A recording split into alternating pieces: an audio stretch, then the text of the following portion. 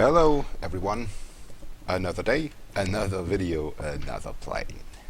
And today it will be a video I actually wanted to do for a long time, because it's about the wonderful EADT 737 in the most recent version, which should be version 5.03 right now at the moment. And that means that is the version with the new virtual cockpit. And I have also put Rafi Cortez' wonderful 737 FMC into it, which isn't a problem at all. Installment goes very quickly and very easily, and the FMC itself costs $20. Oh no, I think it's euros, and it's very well worth the money. I mean, you could use the plane with the Freeway X FMC, but Javier's FMC is highly customized to fit the 737, so it's the better option. And for 20 euros altogether, you get this beautiful plane. I mean, it looks very, very nice. The 3D model is really, really good and convincing.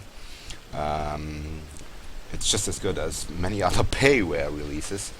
And you have also the split scimitar version here, which I find to be very, very interesting, because yeah, it's not only, you know, for the looks of it, but these things really save a lot of money, since I've read these things are made by a company called Aviation Partners, and for a 737-800 with an average flight time per year, these things can save up to 170,000 liters per year. I mean, that's really crazy.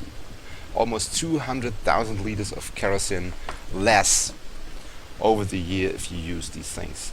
And yeah, I really like the look of these new winglets. And they are also very, very huge. I've seen them on a real 737-800, and I stood quite close to them, and they're really huge. They're almost, 2 meters tall in this direction, and now this thing here is added to reduce the turbulence around the wing here in this area even more. And yeah, 170,000 liters per year. Wow. Other than that, the texturing is very nice. There are a bunch of liveries available for free download. The EADT side. Fin blades are modeled very nicely. The whole engines look quite nice.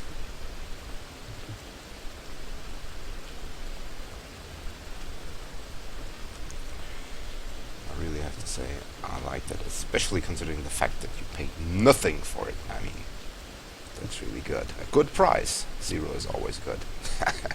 Although it has to be mentioned that you can and you should spend some money on donation for them, because they're working on this thing now for years, and I really like the results so far.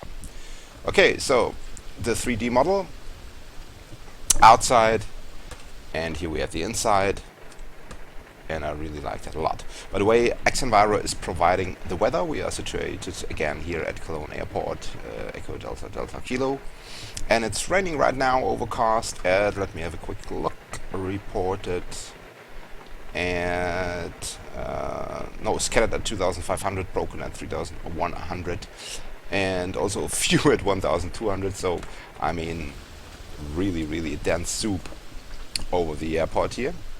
XEnviro is providing weather, and yeah, we'll see on our short hop here, or rather racetrack around the airport, how XEnviro draws the weather. I really love it. Absolutely, I love it. It's such an immersive experience, and it's worth every cent. But that's a different subject. So, first of all, if you click here on this part of the overhead panel, you can toggle different things. You can close the doors.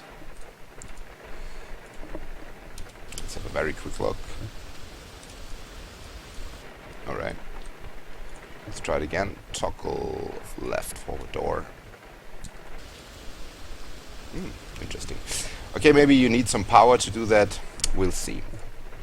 Right now we'll power the plane up. And you can toggle the ground power here, but you can also do something different. You can turn on the battery, which is the first thing you should do. So flick the switch, oops, close the guard. And if you click here on this lamp, ground power becomes available, and then you can turn the ground power on. And let's now see if the doors open with the power applied. Oh, okay, that's interesting. You can see now the cable is attached to the front of the aircraft. I really have no idea why this isn't working for me. To be absolutely honest, I don't know if it worked already yet, but yeah. Okay. Okay, so that will be the problem. I guess the park brake is not applied. So, come on. You can do it. You can do it. Here we go. It's been my fault. Most of the times if there's an error on fault, the problem sits in front of the monitor, right? So here you go. The doors open. That's a nice touch. Now we'll make a fuel loop test. And for a short trip here, 5,000 liters is more than sufficient. So we enter here 5,000 and we say quick refuel. You could do it in real time and all that good stuff, but we just want to save some time. We'll throw on the nav lights because that's the first thing you do if you enter the cockpit and you get some electric power going on. That's always a sign for the people moving around the aircraft that somebody's in there and that electricity is present. Okay. So we'll also put on the forward fuel pump in order to start the APU. Then we'll have some air as well to get the cabin nicely heated. And then we'll program the FMC. I can see it takes a bit of time for the APU to spool up, so all of that is modeled quite nicely and realistically. I like that. And the APU gen is available, and we'll take the power of it from it. And now we'll open the isolation valve, turn on the APU bleed, and the packs are already turned on. We can throw the recirc fans on as well. Alright, let's turn on the window heat. And there are no, the upper part of our overhead panel isn't modeled yet. I mean, I don't know if there are any plans to do that. I've read, though, that they do plan to release a 700 version of their 737NG, which will be very nice, because to be honest, the 700 is my favorite plane of the NG series. And it also means that they will do some improvement, which will most likely come to the 800 then as well. And Javier is also working to improve the integration of his FMC.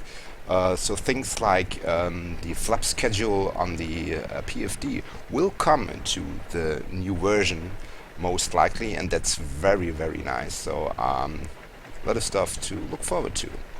Okay, so the upper part isn't modeled yet, and there are no IRS switches that has to be taken care of.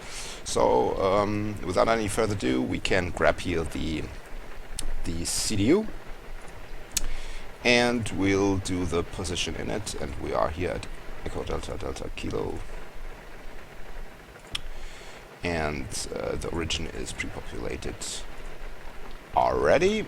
And we'll arrive into Cologne again. We'll activate it very quickly here, and then we'll say departure and arrival, and we'll depart out of runway 23 right via the Cologne 9 Bravo departure. Activate that, or execute that rather, and we'll arrive into ILS 23 right via the Golf 1 Charlie arrival and the Golf transition. Execute, and then we'll have to declutter that a bit. And we do that by deleting the Cologne waypoint of the SIT, get the Golco of the star in here instead, close that disco, and then we are pretty much set to go. And like in every other NG, you can turn that here onto plan, and then we'll zoom in a bit, and then you can step through the flight plan, and then you see everything is looking fine. Here's the sit. Oh, okay, no, that was the go-around procedure. So that is the sit. Top of climb, top of descent. Here's GoCo, which is the entry of the star. Cologne, Rarix, LV, which is an NDB close to the airfield, and then we are already on the ILS. So, very good, very nice. Here is the perf init. And one thing you always have to do, strange enough, I don't know why that is with that plane, you have to change the, or at least if you're in Europe and you want to fly with kilograms, you have to change that on every flight. So you hit menu, and then you say units kilograms. Okay, now that is making a lot more sense. And if you click here on the pre-calculated gross weight, the zero fuel weight becomes entity automatically, which is nice. And we'll say reserves. Well, I haven't done any math on the fuel consumption, but we'll say 1 tons will do. We won't use more than 4 tons. The FMC calculates around 2 tons of fuel consumption, which will be more than enough. The 5 tons we have on board here. And cruise flight level today will be flight level 90. Transition altitude is pre-populated, and now we'll derate the engines for takeoff, and we'll say minus 10% derate, and in a flex temp of 35. Right, we'll do a flaps 5 takeoff. Trim will be 4.75, and that presents us the V speeds. So we can flick on the flight directors, and we'll dial up 137 here, and the heading. You can also check the heading of the runway here on the takeoff reference page 2 of 2, which is 318. No ATC or any other service today, so we'll just climb onto our cruise altitude of 9,000 feet today. Alright, that's all set up. Very good. We could enter the runway wind and slope. There is no slope. So you could also enter here custom thrust reduction altitude, but we are all nicely set up and quite good to go. We'll take care of the trim, 4.75. These two aren't independent, so yeah, this is just a copy of the captain side CDU, but I can live with that. So get it into the map page. Let's zoom it in. Can turn the weather radar on, which does not work in the lowest zoom setting of 5. You get that warning here, map WXR range disagree, but it works from 10 up to, I don't know, 160 without any problems. Okay, so let's take care of the trim, 4.75.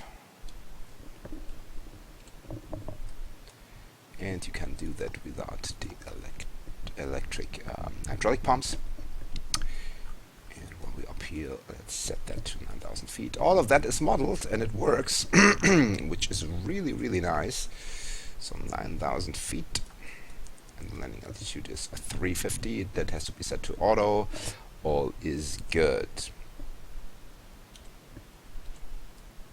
Okay.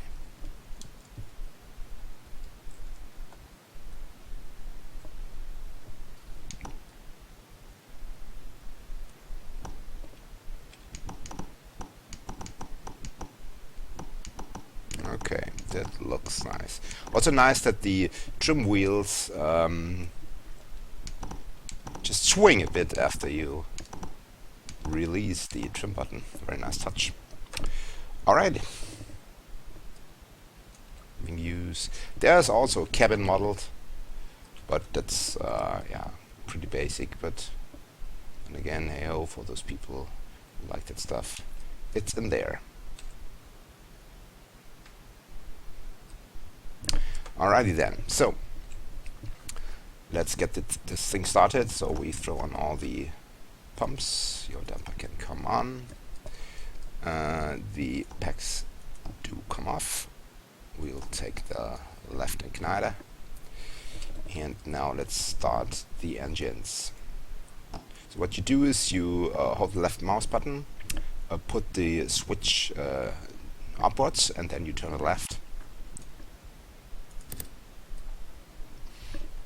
And here we have N2 rising. 22%.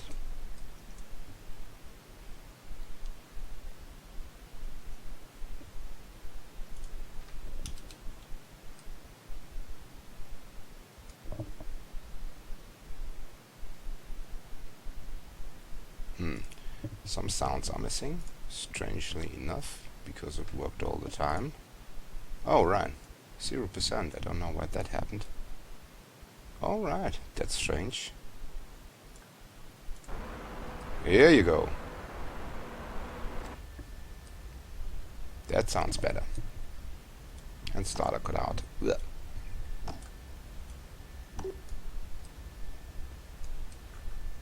And to rotation. All pressure. And 1.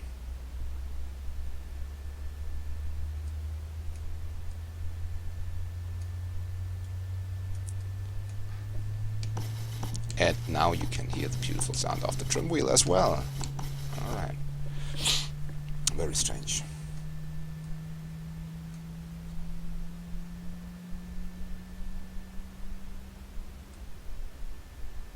And it's also worth noting that you have a very, very nice VSD here on the ND.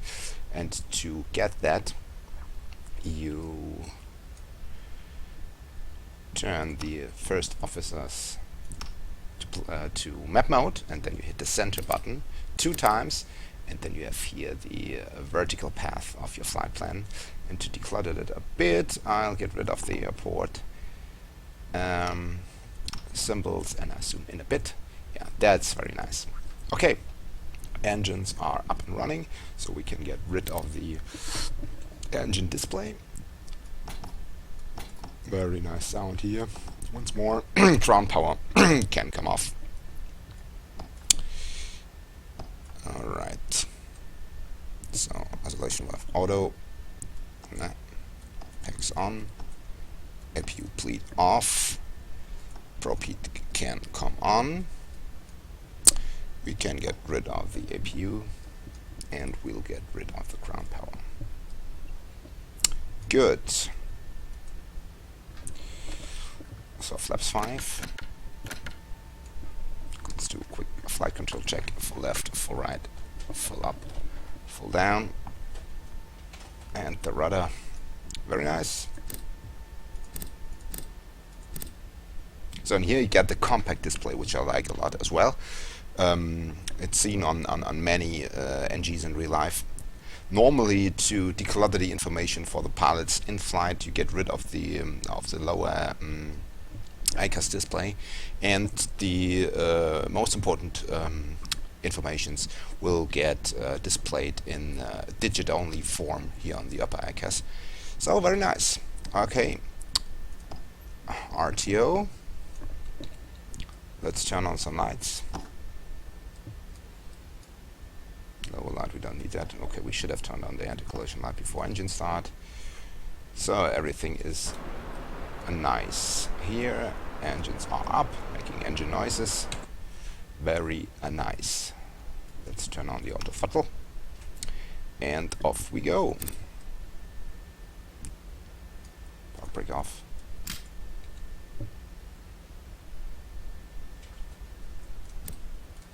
You can pre-arm LNAV, but you cannot pre-arm VNAV.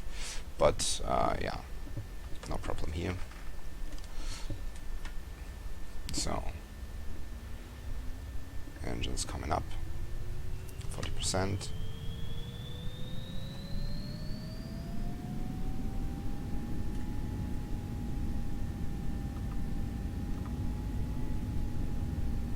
Toga. 80 knots.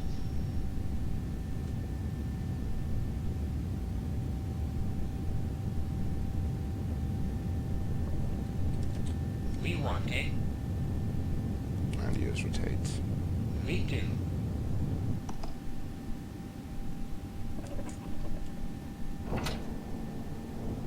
Okay, very interestingly, I don't have any... Ah, no, I have. Okay, here we are, LNAV is armed.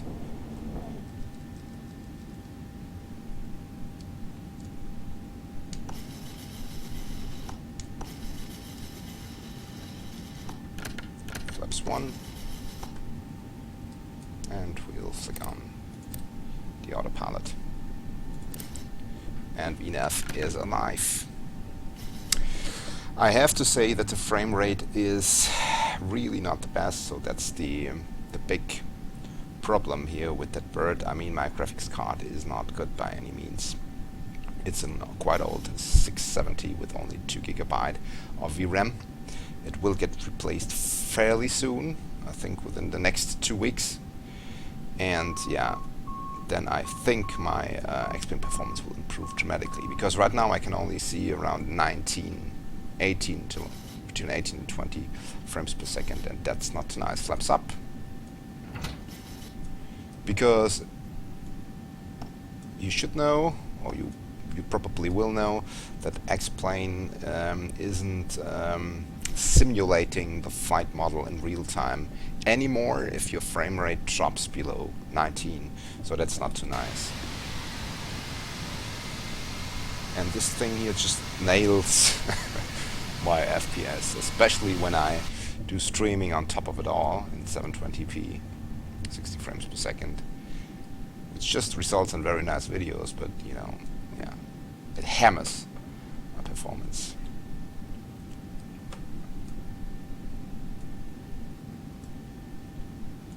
Standard pressure setting.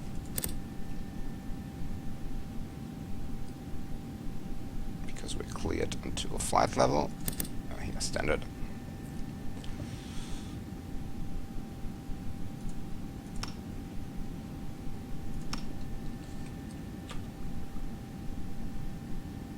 Very nice here, the VSD.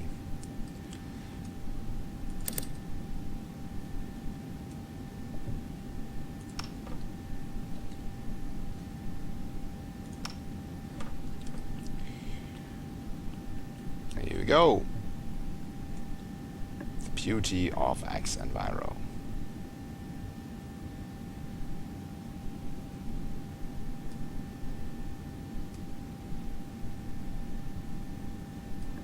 Once we reach our cruise altitude, we'll take care of the setup for the approach and landing.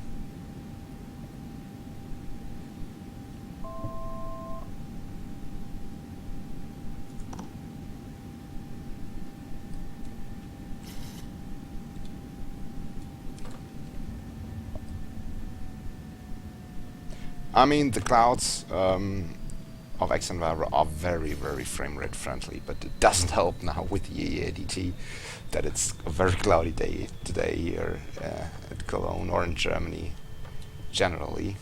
We had a lot of snow the last 2 days, or not a lot, but we had some snow. Heavy weather going on. The sounds are okay, pretty nice actually, especially from the outside.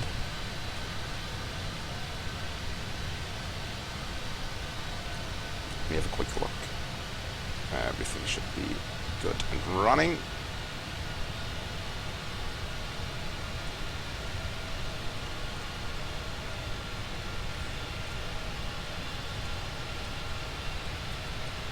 And isn't she just beautiful? I mean, I like the sleek look of the 737NG. I absolutely do. I do like Airbus airliners, especially the A319. Very attractive plane. I think I like the cockpit philosophy and that whole stuff. But to be absolutely honest, the 737NG just looks much sleeker. But it's just a question of personal preference, I think. But look at that. I mean, ooh, isn't that beautiful? Alright, so we are already near on top of descent. Let's sync that heading once more, and then we'll take care of the setup for the approach and landing. So let's pop up the CDU again, and we'll land with flaps 40. And here you can see the vivid information for the landing, like the ILS frequency and the front course. So another very, very nice touch is if you press any of those displays, they become green, and then you just enter 1, 1, 1, 1, 0, and there you have it. That also works with the COM radios 12280. Boom, you go. Or yeah, so let's put it into nav 2 as well. Get active. Here you go. Course 315. Boom. Okay. And it's already set on the first officer side. Alright. Very nice. Good. Now let me have a quick look at the... Yeah, let's get rid of the above flag here at Rarix 3000. Okay, here you go. Let's already select that altitude at 3000.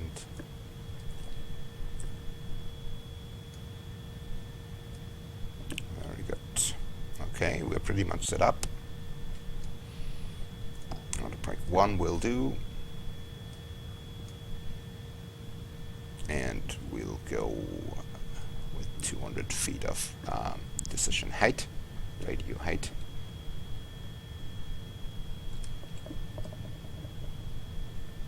Pressurization is working. So pretty much everything you see here, switch-wise, is simulated and does something.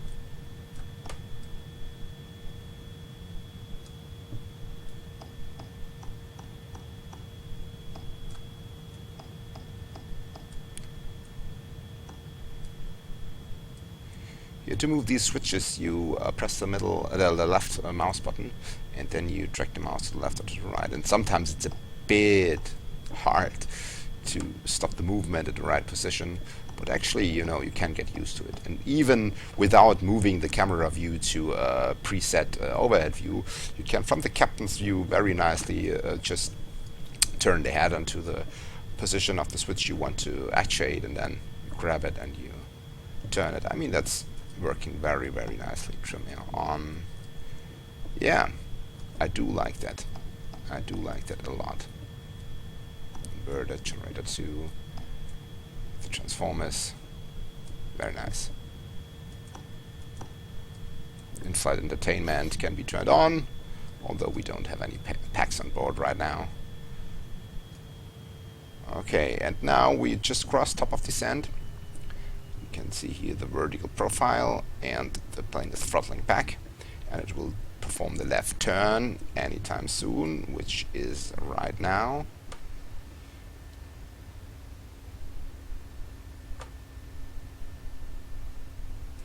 There sometimes you have the 2D clouds showing up like that, you know. They do rotate in order to show you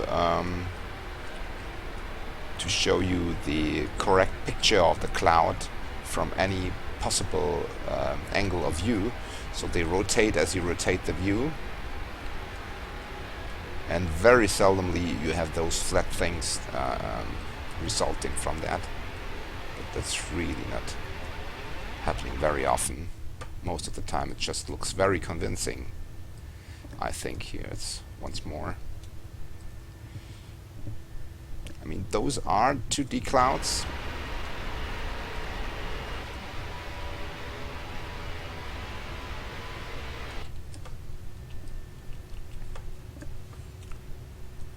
But I do love their look. So we are overshooting the path here a bit, because actually the line should be that triangle here with a sharp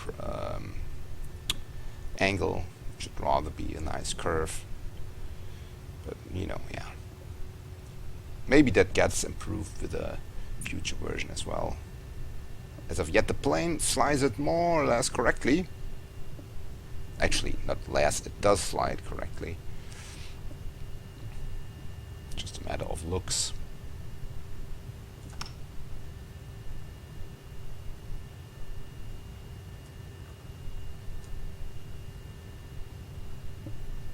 And we're still very nicely flying the vertical profile.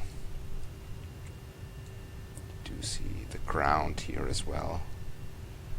The pre-selected altitude. You do see the waypoints come up here as you near them and overfly them. You can see here we're nearing the Cologne waypoint, Cologne Virar.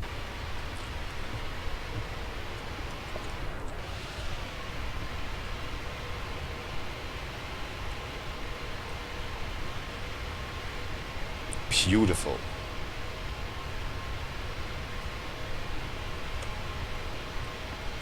And I'm not getting tired to repeating that over and over again. XEnviro isn't just providing the clouds, but it is also changing the atmospheric scattering values and the sky colors on the fly as the weather changes. So you do get a lot of nice effects flying through weather, which is very nice.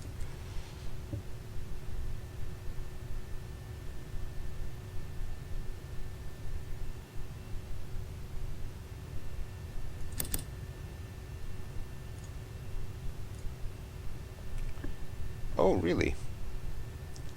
Even with all the weather going on, we have a stable and nice normal pressure of 1013.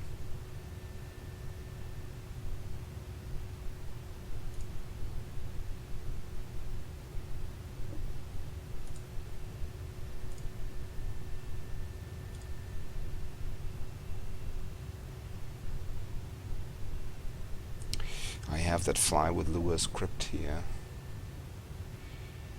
I'm not sure if it works too nice with the 737. Let's get rid of it for a moment.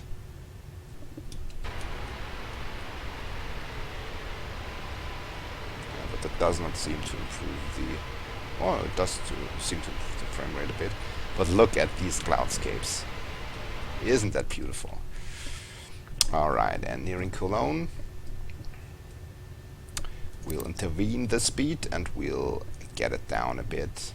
Let's say 190 will do for the moment.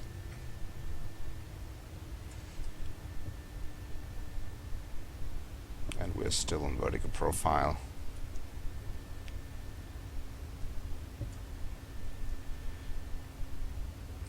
Let's help it with a bit of speed brake. And all the animations are very smooth. Very nice.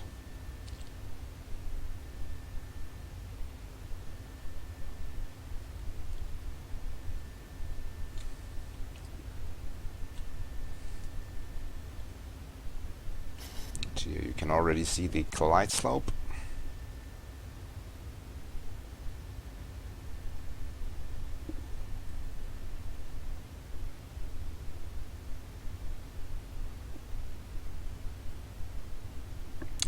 At 3,000 feet.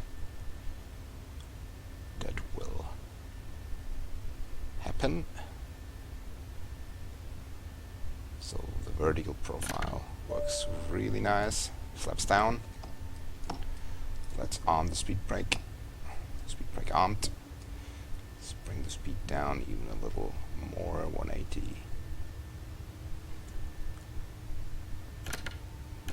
And flaps 5. Yeah, as I said before, I already read that Javier is planning on providing the flap schedule to the PFD, so you can see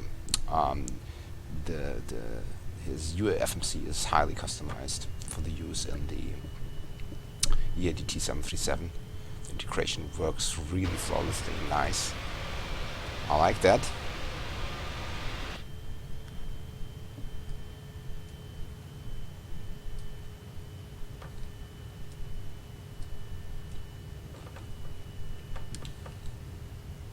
And as we're nearing the airport, my frame rate gets hammered again. I mean, that's really the only thing. Yeah, I mean, if you don't pay anything, you don't have the right to complain, correct? But the only thing I do not like too much about this plane is that the performance gets just hammered. Normally, if I don't stream, I'm able to at least get 19 or 20 frames out of it, so the flight model is still in real time. But right now I'm seeing 17, 16, and yeah, you know, but whatever. I mean, I hope that this will improve with a new graphics card with 8 GB of VRAM, because now, yeah, the 2 GB of VRAM are always full, you know, always. I mean, I have here IDA 64 running, and I have the little Atlas here running on my G19 keyboard from Logitech as well, so I can see, yeah, the video RAM usage is always 99%. So, I mean, you know, it just says a lot.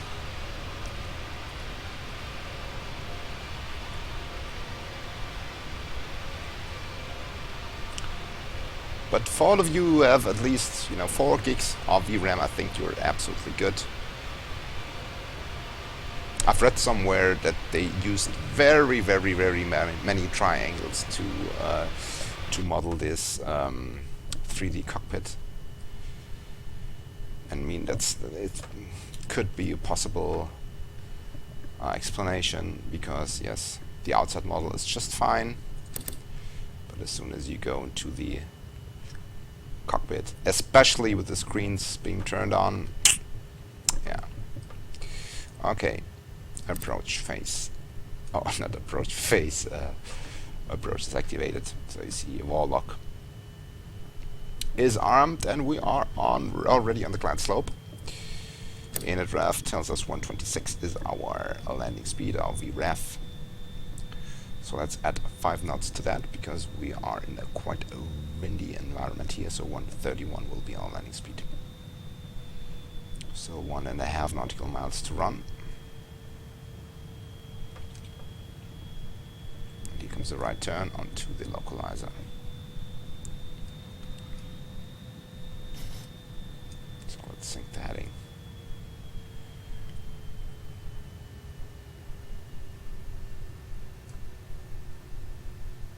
And now, anytime soon, we should be on localizer and the glide slope.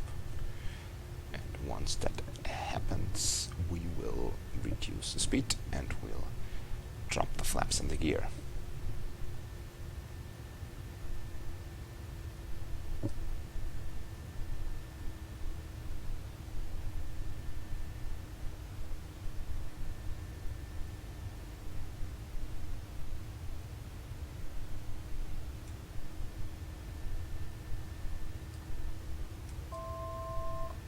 So 131.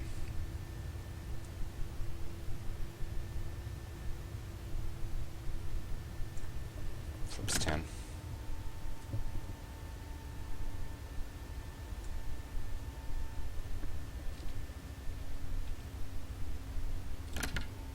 Flips 15 and gear down. Here again, very smooth animations.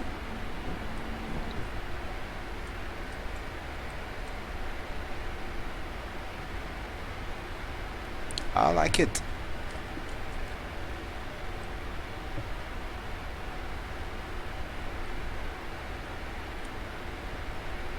And here we can see the plane turning onto the localizer.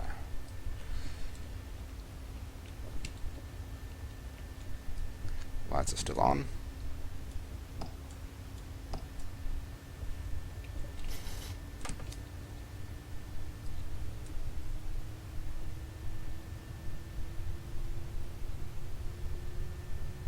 Wow, frame rate gets even worse. Let's see if it does bring anything if we re-engage.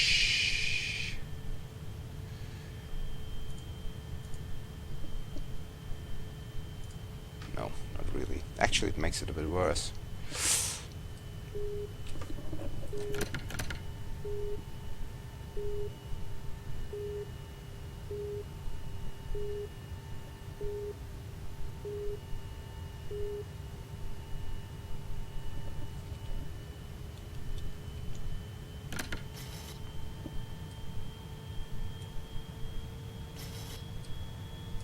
And flaps 40, here we are.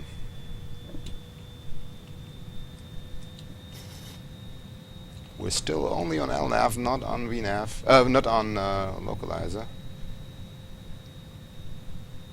Which is a bit strange, but hey ho. Once the frame rate gets that low, you know, all sorts of crazy things do happen in the sim, unfortunately. But we'll do land that plane now. Anyway, so that you get an idea of how it looks and how it performs. And I have to say, overall, it's really, you know, especially considering the price, right? It's a beautiful work. I like it. I do like Javier's UFMC. It works absolutely beautiful here in that plane. Integration is flawless and, yeah, interacts very well with the plane. Only downside, here we go, Warlock. Only downside so far is that performance is just bad. Really bad. The SSG that I tested yesterday already is a bit of a frame hog, but I had, you know, well above 20 frames per second all the time, even with some heavy weather going on. But this plane really brings it down to the 15, 16. Yeah, normally wouldn't fly like that because, once more, you have to be aware of the fact that the flight model isn't in real time anymore. And that's not a good thing.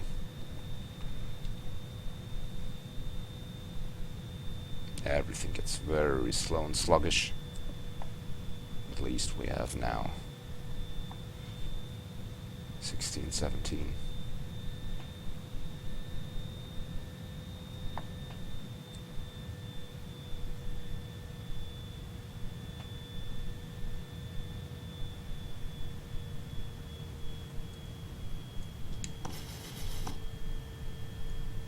I like the trim wheel sound. So flaps 40, gears down, all green lights are on. Very nice. Wind 14 knots coming from the front, but on the left side. But we can deal with that.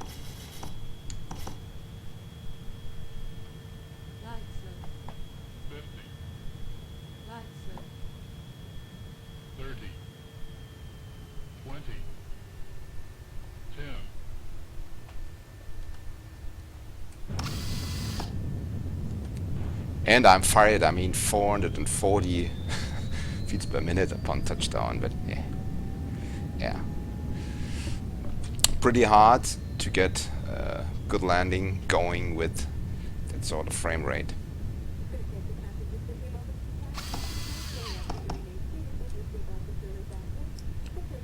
Yeah, here we are, back on the ground. Wing flex, very nice wing flex. The 737NG series has a lot of wing flex in real life.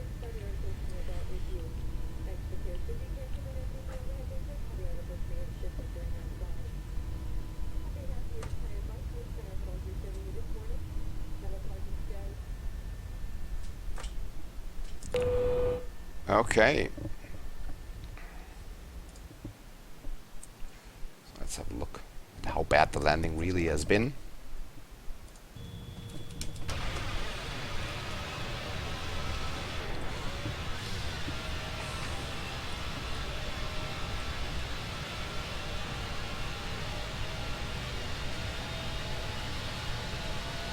At least during replay I'm back to my normal frame rate of 35, 36.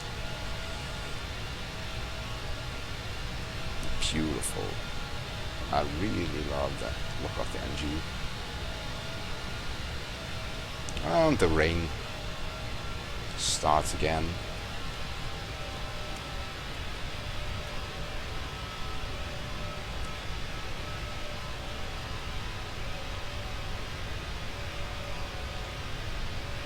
Yeah, there are split scimitars saving 17,000 liters of fuel per year.